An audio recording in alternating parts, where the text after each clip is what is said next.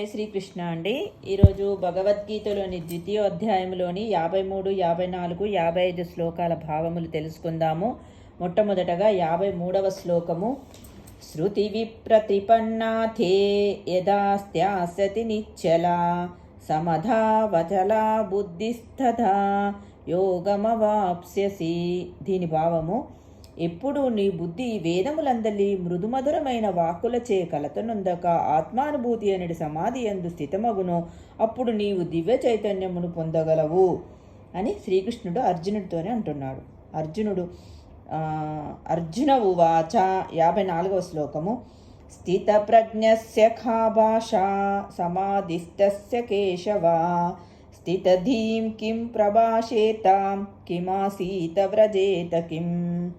అర్జునుడు పలుకుతున్నాడు: ఓ కృష్ణ, సమాధిమగ్నమైన చైతన్యముగన వాలి లక్ష్యములెట్టివి? అతడు ఎట్లు భాషించును? అతని భాష ఎట్టిది?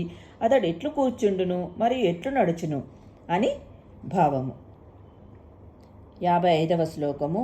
శ్రీ భగవానువాచ ప్రజహాతి యథా కామాన్ సర్వాన్ పార్థమనోగతాన్ ఆత్మన్యేవాత్మనా తుష్టః స్థిత ప్రజ్ఞస్తదోష్యతే. దీని భావము: దేవాది దేవుడు పలికెను, ఓ పార్థ, మనోకల్మితములైన ఇంద్రియ తృప్తిని కలిగించు సర్వవిధములైన కోరికలను మానవుడు ఎప్పుడు త్యజించును, మరి ఈ విధముగా శుద్ధపడిన మనసు ఎప్పుడు ఆత్మయందు తృప్తి నొందును, అప్పుడు అతడు స్థితప్రజ్ఞుడని చెప్పబడును. దీని భావము. జై శ్రీకృష్ణ అండి. మిగతా శ్లోకములు మరో వీడియోలో తెలుసుకుందాం.